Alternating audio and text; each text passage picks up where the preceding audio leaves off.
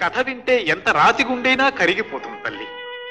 కాని ఆత్మహత్యకు పాల్పడడం ఎంత అవివేకమమ్మా. అయ్యా, మోసగించే వాళ్లకు చావంటే భయం, మోసపోయిన వాళ్లకు చావే శరణ్యం. ఆత్మహత్య మహాపాతకం అంటారు మీరు. మీరే నా స్థితిలో ఉంటే చావెంతకీ రాదేమనిపిస్తుంది. అమ్మాయి, కష్టాలనేవి మనిషికి రాకమ్మా అనికొస్తాయా? అమ్మా, తలకి నొప్పి వచ్చిందని తల తీసేసుకుంటామా? ఏదన్నా మంది వేసుకుంటాం గాని. ఒంటికే జబ్బు చేసినా మందుంది, కానీ మనసుకే లేదు. ఉందమ్మా, నీకు బ్రతుకు మీద వెగటు పుట్టింది. కానీ నది, కొలను, నెయ్యి వీటిలోని నీరు భగవంతుడు జీవుల ప్రాణాలను నిలుపుకోవటానికి సృష్టించాడు, కానీ ప్రాణం తీసుకోవటానికి కాదు.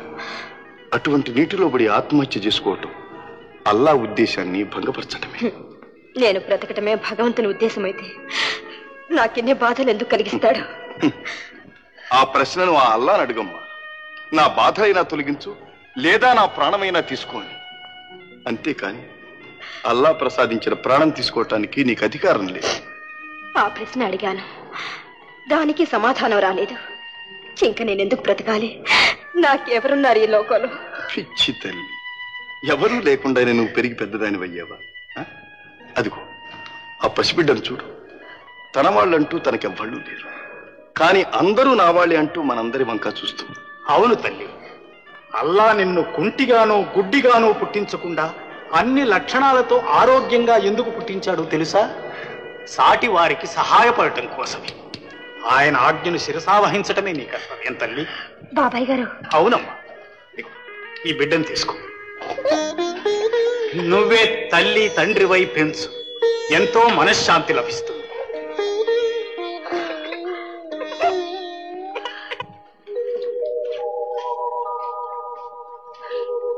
ఎవరు? మాణిక్కు, నువ్వా? అవునమ్మా, నేనే. అయ్యగారు చేసిన ద్రోహం వల్ల మా కుటుంబం సర్వనాశనం అయిపోయింది. నా బిడ్డలు ఏమైపోయారో కూడా తెలియడం లేదమ్మా. బాధపడకు మాణిక్యం, నీ కుటుంబాన్ని ఆదుకోవాలని నేనెంతో ప్రయత్నించాను. అది కొంతవరకే సాధ్యపడింది. నీ రెండో అమ్మాయిని మాత్రం మంచి చోట అప్పగించి కాపాడగలిగాను. మా రెండో అమ్మాయి క్షేమంగా ఉందా? ఎక్కడుందమ్మా? మా జేమ్స్ అన్నయ్య గారింట్లో మేరీ అనే పేరుతో పెరిగి పెద్దదైంది. అమ్మా, ఎంత చల్లని కబురు చెప్పారు తల్లి. మాణిక్కు, నీకు చేసిన ద్రోహానికి భగవంతుడు మాకు శిక్ష విధించాడు. నువ్వెతుకు తిరుగుతుండేవాడివే సంటి బిడ్డ రాము, వాడు కనబడకుండా పోయాడు. ఎంత ద్రోహం, ఎంత నీచానికి! మాణిక్యం, ఎందుకు ఏడుస్తున్నావు? ఏం లేదమ్మా, రాము గుర్తుకొచ్చి. అమ్మా, మా అమ్మాయిని ఇప్పుడే చూసి వస్తాను. ఆగు మాణిక్యం, తొందరపడకు. మేరీ నీ బిడ్డని ఇంకా కొన్నాళ్ళ దాకా ఎవరికి తెలియకూడదు. ఎందుకనమ్మా? మేరీని మా చంద్రానికి ఇచ్చి పెళ్లి చేయడానికి నిర్ణయించుకున్నాం. నిజంగానా? నా బిడ్డ మీ కోడలు అవుతుందా అమ్మా? మాణిక్యం, నీకు జరిగిన దారుణానికి నేను చేయగలిగిన పరిహారం అదొక్కటి. నువ్వు జేమ్స్ అన్నయ్య గారింటికి వెళ్ళు, నేను ఫోన్లో ఆయనతో చెప్తాను. మేరీ పెళ్లి అయ్యాక నువ్వు ఆ ఇంట్లో డ్రైవర్గా ఉండు. ఆ తర్వాత మా బియ్యం కూడా అవుతావు. అమ్మా, మీది ఇంత మంచి మనసుని తెలుసుకోలేకపోయాను. అదేంటి మాణిక్యం? ఇదిగో, నువ్వు తొందరగా వెళ్ళు. జేమ్స్ అన్నయ్య రేపు విదేశానికి ప్రయాణం అవుతున్నారు. అలాగే అమ్మా, ఇప్పుడే వెళ్తానమ్మా. అయ్యగారు. రామాణిక్యం, నీకోసం ఎదురు చూస్తున్నాను. రాజ్య నీ విషయమంతా ఫోన్లో చెప్పింది. బాబు గారు, మా అమ్మాయి తెలివిగలది, గుణవంతురాలైంది. ఇప్పుడు మేరీని చూసావంటే ఇది వరకు నువ్వు పడిన బాధలన్నీ మర్చిపోతావు. పిలుస్తానంటూ. Mary, Mary. వస్తున్నా డాడీ. చూడు మాణిక్యం, నేను రూమ్కి వెళ్ళాలని చాలా కాలం నుంచి అనుకుంటున్నాను. అయితే మేరీని ఎవరికి అప్పచెప్పి వెళ్ళాలనేది పెద్ద సమస్య కూర్చుంది. సమయానికి ఆ ప్రభువే నిన్ను పంపించాడు. నేను ఇక నిశ్చింతగా వెళ్ళి రావచ్చు. మేరీ. ఏం డాడీ? బాబు, ఈమెనా? అవునవును, మా అమ్మాయి. అమ్మా, మీరు 10 కాలాల పాటు చల్లగా ఉండాలి. ఇన్నాళ్ళు చీకట్లో ఉన్న నా కళ్ళకి ఇప్పుడే వెలుగు కనిపించింది తల్లి, వెలుగు. డాడీ, ఈయన నన్ను చూసి ఎందుకు ఇంత బాధపడుతున్నాడు? అతనికి నీలాంటి కూతురు ఒకటి ఉండేదిట. పాపం అది జ్ఞాపకం వచ్చి ఉంటుందిలే. ఈయనకి నాన్న వాళ్ళు ఇంకెవరు లేరా డాడీ? లేరు తల్లి. ఇక నుంచి నువ్వు నేనే అతనికి దిక్కు. ఒకప్పుడు పెద్దింట్లో డ్రైవర్గా ఉండేవాడు, ఇక నుంచి మన ఇంట్లో డ్రైవర్గా ఉంటాడు. పేరు మాణిక్యం. నేను రూమ్కి వెళ్ళినప్పుడు నీకు తోడుగా ఉంటాడు. అంతేకాదు, నిన్ను కన్న తండ్రిలా చూసుకుంటాడు. అలాగా? మన ఇంట్లోనే ఉంటాడా డాడీ? ఉంటాడమ్మా. నేను వస్తాను డాడీ. మంచి తల్లి. మాణిక్యం, నీ బాధ నాకు తెలుసు. తండ్రివని చెప్పుకోవటానికి వీలు లేకుండా కన్న కూతురు దగ్గర గడపడం చాలా కష్టమే. అయినా నువ్వు ఓపిక పట్టాలి. మేరీకి చంద్రానికి పెళ్లి కాని, ఆ తర్వాత అన్నీ చక్కబడతాయి. ఆ దిగులు నాకేం లేదయ్యా.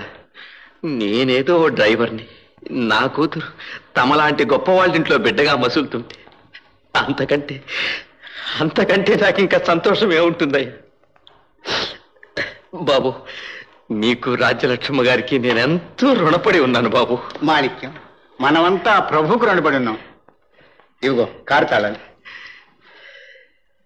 రే కొరనా బాబాయ్, మాణిక్యాన్ని చూసావట్రా?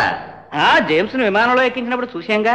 రే, మనం చూస్తే కడుపు మండాలి కదా వాడికి, అంత మర్యాదగా మాట్లాడాడేమిటా అని. అవును బాబాయ్, వెనకటి కంటే 2 ఇంతలు ఎక్కువగానే మర్యాదగా మాట్లాడాడు. అదే నాకు అనుమానంగా ఉందిరా. అవునులే, కూని చేసిన వాడు మనం చూసి బెదరడం సహజమేగా. అంతేలే, కూనీ చేసిందెవరో బెదరవలసిందెవరో మనకి తెలుసు గాని. పోలీసు బాబాయ్, నేనేం చేయలేదు, నాకేం తెలియదు. అంతా వాడు చేశాడు, అన్ని అబద్ధాలు చెబుతున్నాడు. వాడి మాటలు నమ్మొద్దు, నేను చెబుతున్నాను నమ్మొద్దు. చంద్రాన్ని చంద్రం వచ్చావా నాయనా? అబ్బా రాజ్యం, మన చంద్రం వచ్చాడు. రా రా. అడల కొట్టేశావురా తమ్ముడు. ఇదిగో ఆ మాట అంతా నీకు ఎన్నిసార్లు చెప్పాను. సరే సార్. ఒరే చంద్రం, ఈ డ్రెస్ నువ్వు కుట్టించుకుందేనా? లేదు నాన్న, గవర్నమెంటే ఇచ్చింది. ఈ టోపీ వాళ్ళే ఇచ్చారు, ఈ బూట్లు అన్ని వాళ్ళే ఇచ్చారు నాన్న. ఇకనే బాబాయ్కి దమ్ముడి ఖర్చులే. సరే గానీ ట్రైనింగ్ అది పూర్తయింది నాన్న. నన్ను ఆఫీసర్ గా ఈ ఊరికే వేశారు. అంత కనకదుర్గమ్మ కటాక్ష.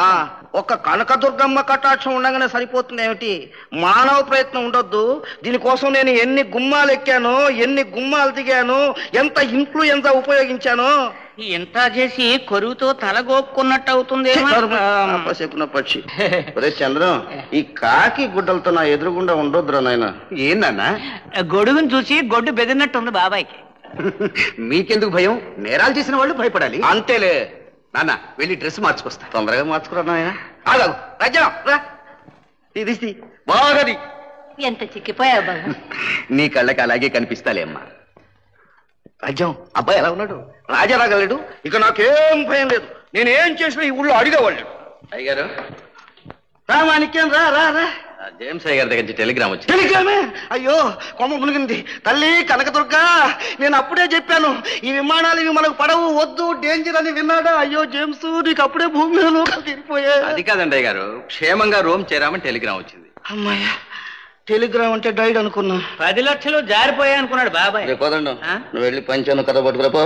మాణిక్యం, పాత యజమాని కదా, నన్ను మర్చిపోతే ఎలా చెప్పు? తమర్ని ఎలా మర్చిపోతానండి? అదే, మనమంతా పాతకాల మనుషులం.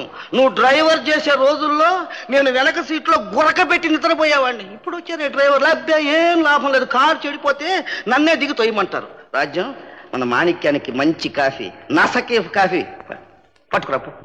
మాణిక్యం, అప్పుడప్పుడు వచ్చి కనపడుతూ ఉండు. అబ్బాయి గారి పెళ్ళైతే ఎప్పుడు ఇక్కడే ఉంటుంది. ఏదే కోడలతో సహా వచ్చేద్దాం అనుకుంటే భలే భలే భలే భలే. రే కొదండా, మనం కూలిపేటకెళ్ళి చిల్లర పనులు చూసుకుని వద్దాం పదా. మాణిక్యం, మేరీ ఎలా ఉంది? కులాసాగా ఉందమ్మా. అబ్బాయి వచ్చేసాడు. జేమ్స్ అన్నయ్య రాగానే పెళ్లి చేసేద్దాం. అబ్బాయి ఏడమ్మా? ఎప్పుడో చిన్నప్పుడు అనగా చూశాను. ఇదిగో చంద్రం, అమ్మా, ఇతను మాణిక్యం. నీ చిన్నప్పుడు మన ఇంట్లో డ్రైవర్ గా ఉండేవాడు.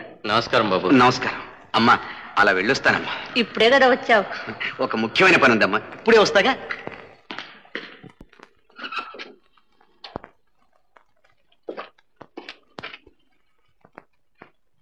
అమ్మా, ఈ ఇంట్లో సీత అనే అమ్మాయి ఉండాలి. సీత? అవునవును, ఉండేది. వాళ్ళమ్మ చచ్చిపోయిందిగా. వాళ్ళమ్మ చనిపోయిందా? ఆ తర్వాత ఏమైందో ఏమో.